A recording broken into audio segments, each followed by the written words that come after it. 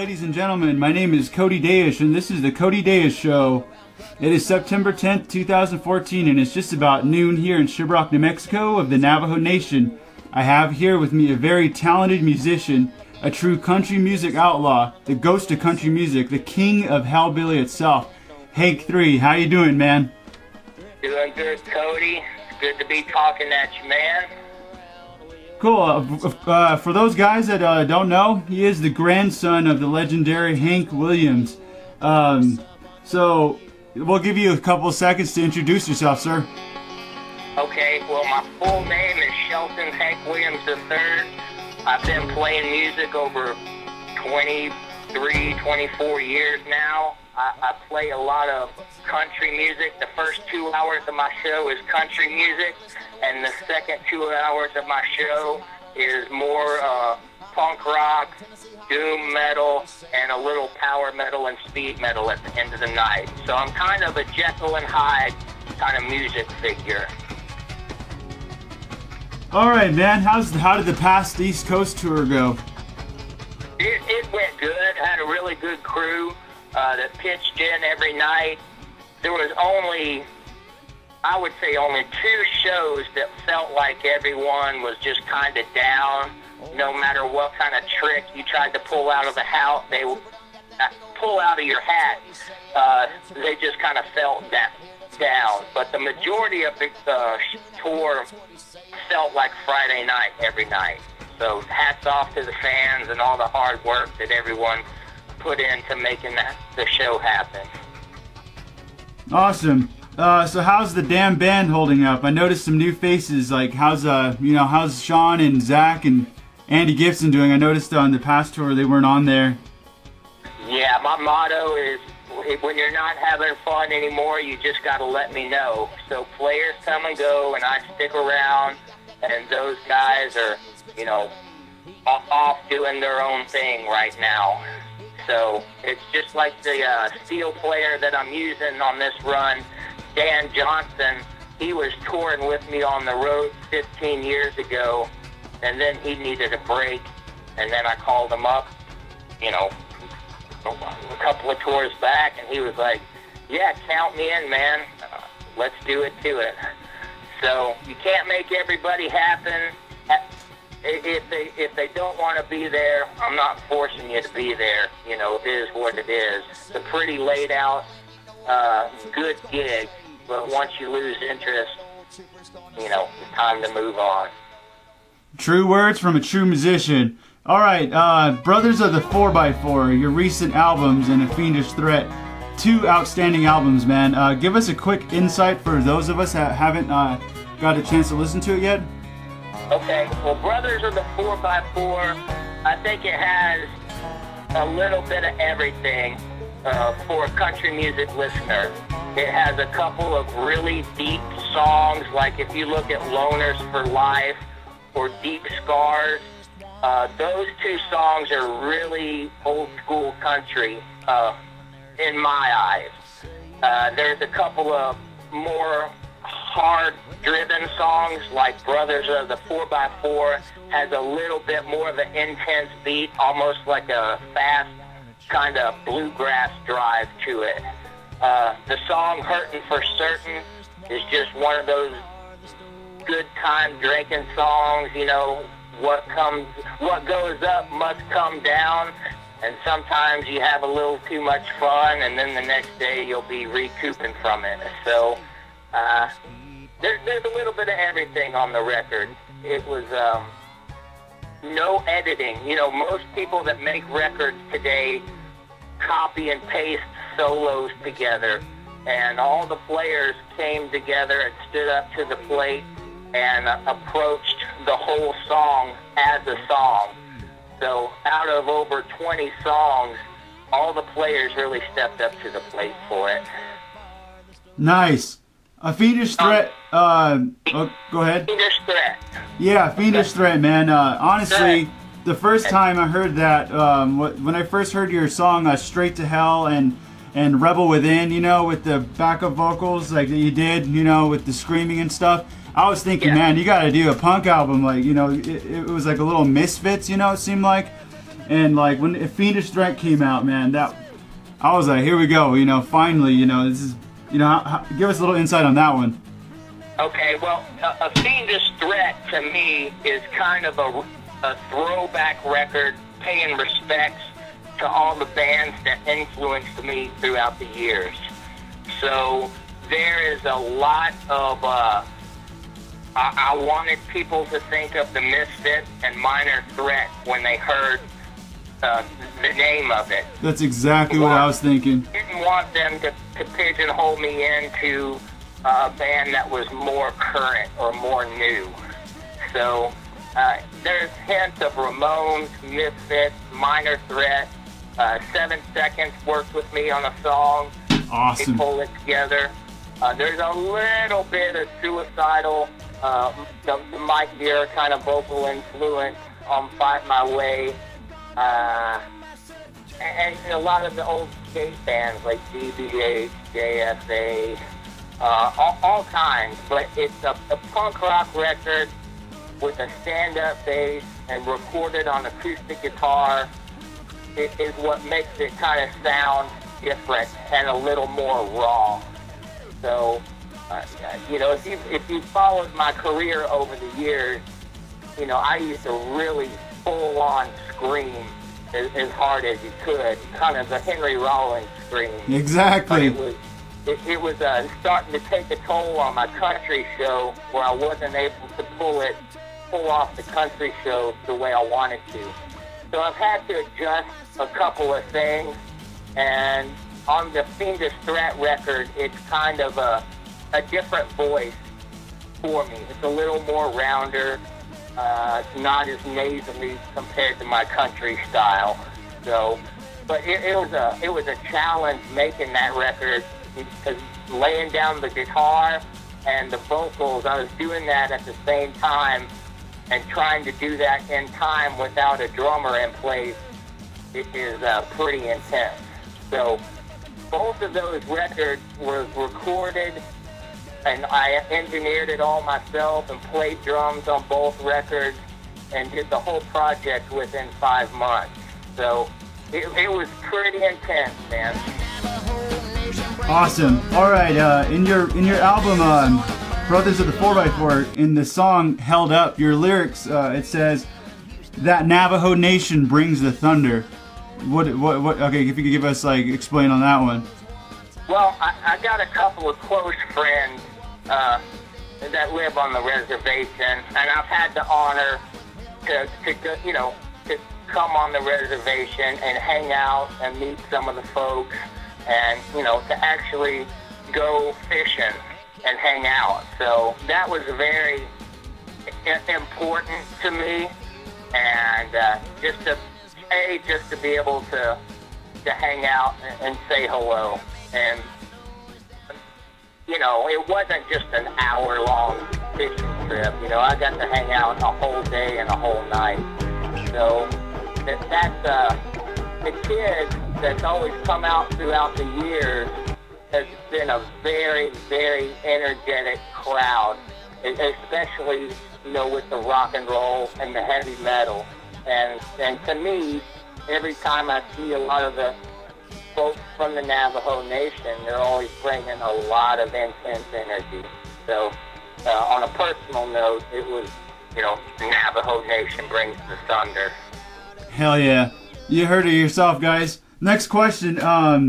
In your 2011 double disc album, Ghost to a Ghost, the disc Gutter Town, I always wondered, and a lot of people always ask too, is what exactly, who or what is Musha? Well, Musha, imagine being way deep in a swamp, and you know how there's always a certain, like, voodoo kind of witch lady that you might have to go talk to get some information, or if you're getting healed, or if you're wanting to, you know, get some kind of cure. So to me, Musha was a, you know, just an older lady that knows a lot of history, that kind of lives by herself way deep off in Gutter Town. You know, in my eyes, Gutter Town is a whole place that you live. So she is just a very old school, very tuned in lady. My personal favorite disc was the second one, the Gutter Town. I always I listened to it and I love the Cajun beat in it. And I was always wondering, who the hell is Musha? You know what I mean? I'd be sitting there what is that? But now I finally know. Yeah, man, it's definitely just kind of the old witch. She might be a white witch and a little bit of a black witch, kind of a shaman. So that's she has kind of a bad reputation, and that's why some people are kind of scared to go near her because she has so much power. You kind of answered my next question I had. I was wondering, where exactly is Guttertown to you? Well, you got to look at the connection with all the Hank Williams and Louisiana. Hank Sr., he wrote the song Jambalaya, and he was from Alabama. And when things weren't going so well on the Grand Ole Opry, the Louisiana hayride was always in his corner. The last marriage that he had was in New Orleans. So there's a lot of history with Hank Williams and Louisiana. Now, Hank Jr. was born in Louisiana also. So for me, I've worked with a lot of bands out of Louisiana. I've got to go way deep in the swamp and get the feel of it. So it's way deep down in the bayou of Louisiana. And I wanted to do a record that, in country music, Cajun music and country music go hand in hand. There's a lot of history with that. And with all the pop country music going on nowadays, I thought it would be kind of a refreshing, coming out of left corner sound for a lot of people that just wouldn't expect me to be doing a Cajun record. Awesome. Back in March of 2010, I actually went to this show. It was in the Nake Hall in Window Rock, Arizona, which is in the heart of the Navajo Nation. Any chance you'll be playing there again? I always want to, man. It's always just a matter of time and trying to route it in where I can do it as do a show just for the sake of doing a show. Yeah. And right now, I'm not going to be able to make it happen on this next tour. I'm having trouble just pulling my whole crew together for this run. But definitely, on down the road, I definitely want to make it happen for sure. It's just a matter of time. We've had a great time there, and hopefully we can make it happen sooner than later. For those of you that missed out on that, that was probably one of the best shows I went to because it was, under at least 200 people that went in, but still there was no security, no gates. It was a very intimate setting, you would say, right? No doubt, a very intimate setting. We all, on my team and all of y'all's team, we all pulled together to make sure to run, to get all the electricity and the stage set up right. And, everyone came together to make it happen. So hopefully we can make it happen again. And, I'll bring the country and also bring the harder stuff for the kids that might want to see that part of the show as well. Awesome. Any chance you'll be possibly playing at the Navajo Nation Fair?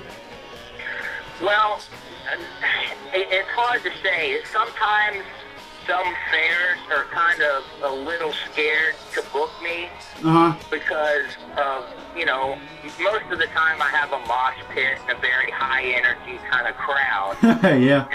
And I'm proud of that, That's because I've been playing in bars for over 20 years, and I try to keep it, I try to let the security know to respect the fans and that there might be a mosh pit. In the country, in the county fair circuits, sometimes they just feel a little uneasy. Yeah. Now, right now, I'm still bringing it over the top, doing a pretty extreme show. When I get to my 50s, I'm definitely going to probably kick it back a little bit, and it's not going to be as intense.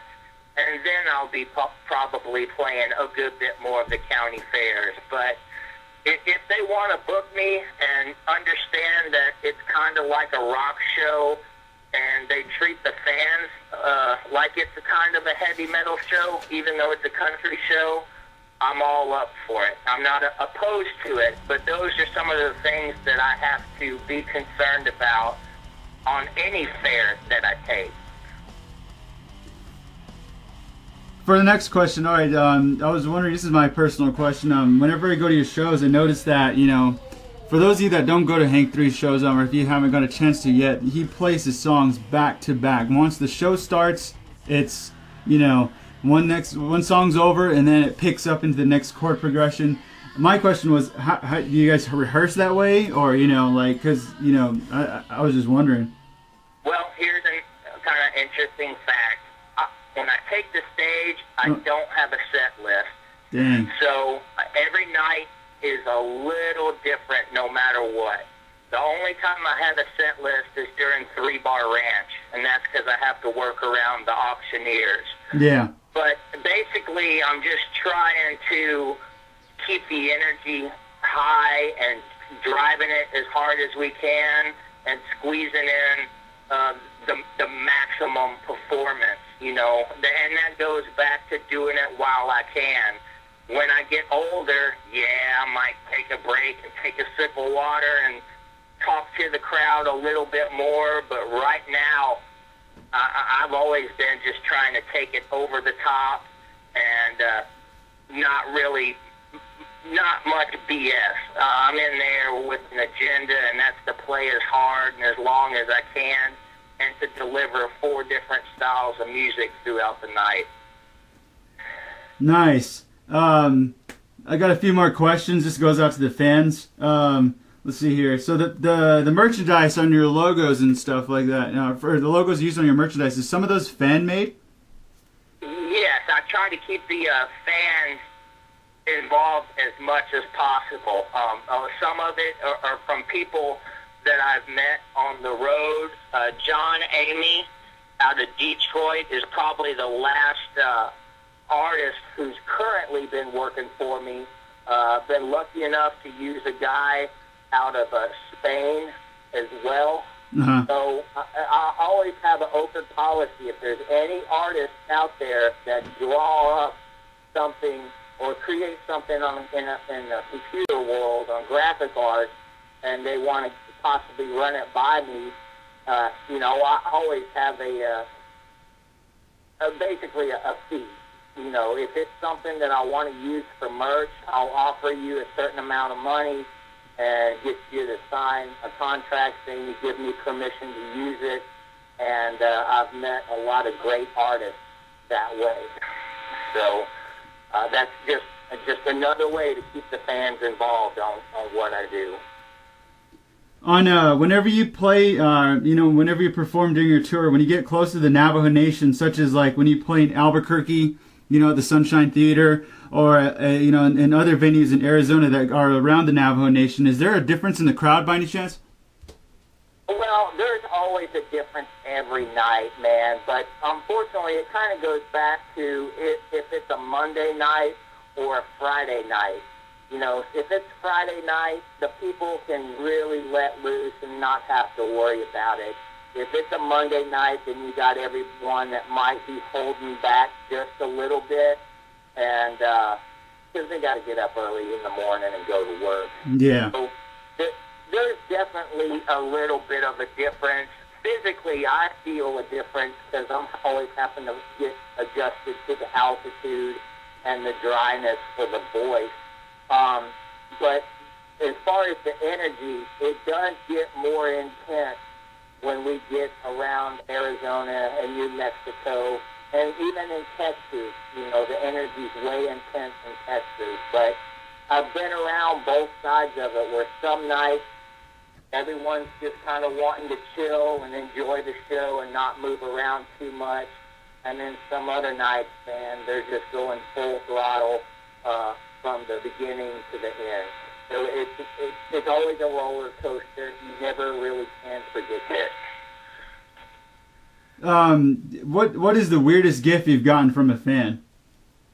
Oh man, there's quite a bit. I'm trying to think the weirdest one.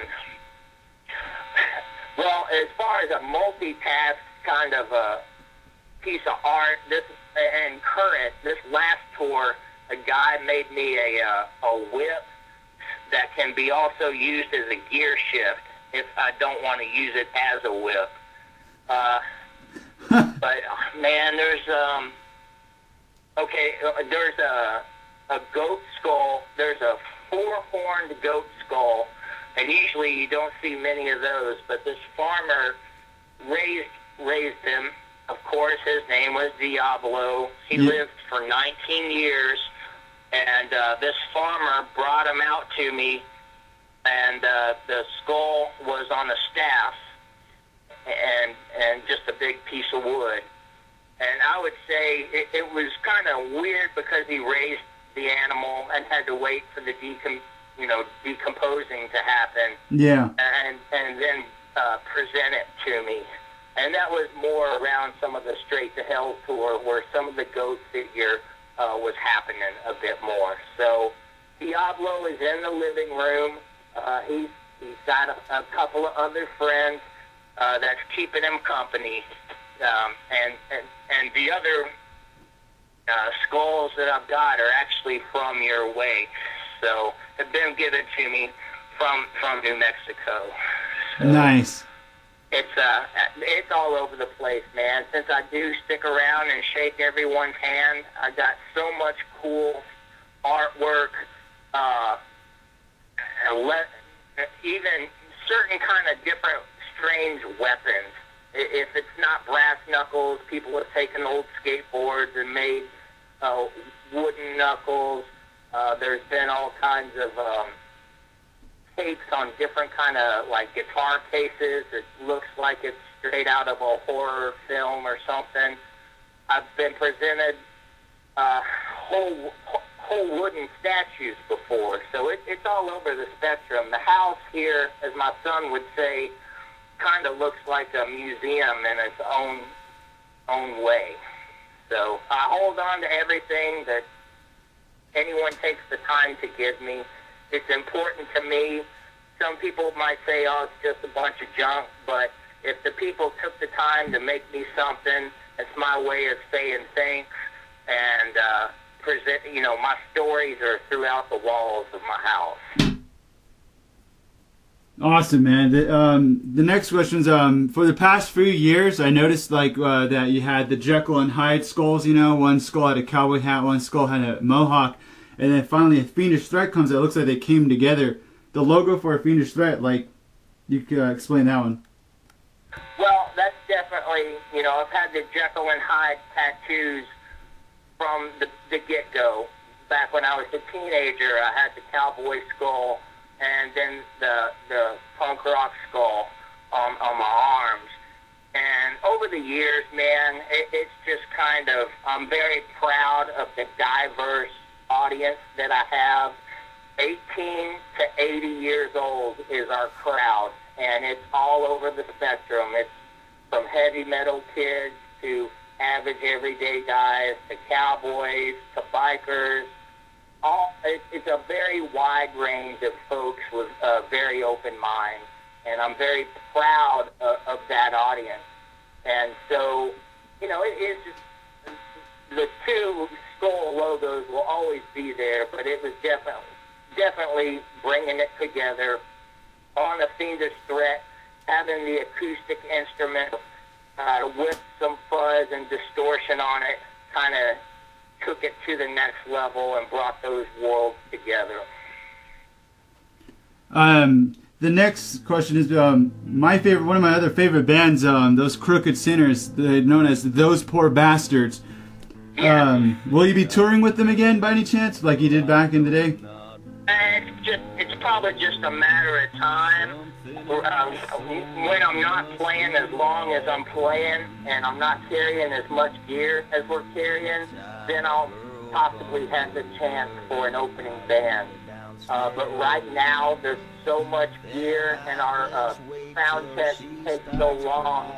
It's just not possible to have an opening band. But as far as friends go and respect, and a band that I look up to and that's never done me wrong, those are they're a great group of people.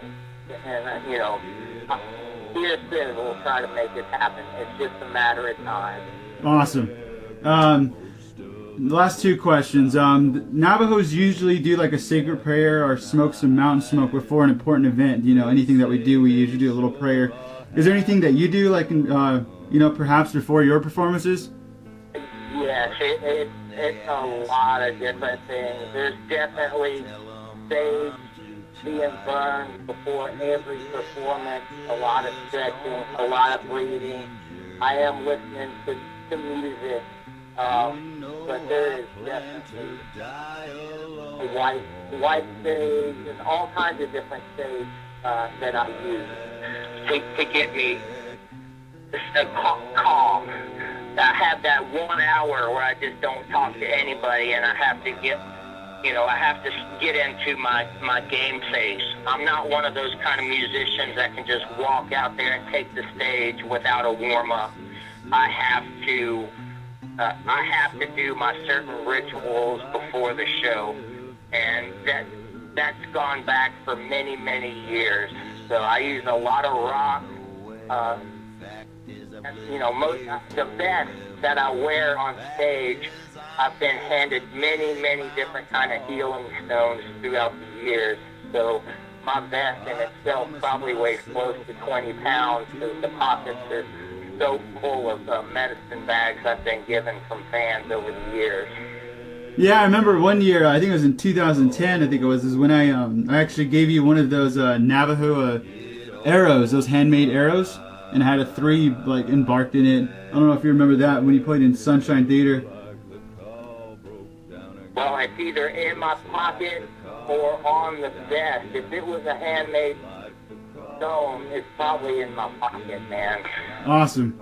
All right, last question, man. Any news on the new album that you're doing? Any kind of hints or any type of deals you could give us about it?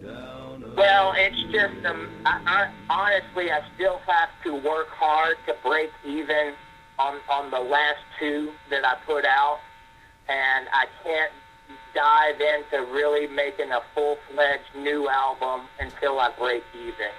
So I honestly don't know if it's going to be a country record or if it's going to be a doom record or another 3-bar ranch record. So it's kind of hard to say. I got to make it through this West Coast tour and then do a few more Texas shows.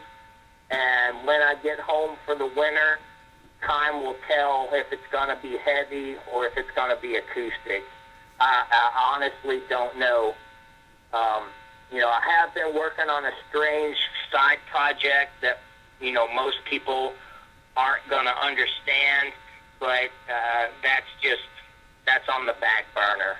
So there is a lot of heavy riffs I've been working on, but there's also a lot of acoustic country songs as well that here soon might make it on a record. Once I start making a record, man, it takes a lot of focus to do it the way that I do it.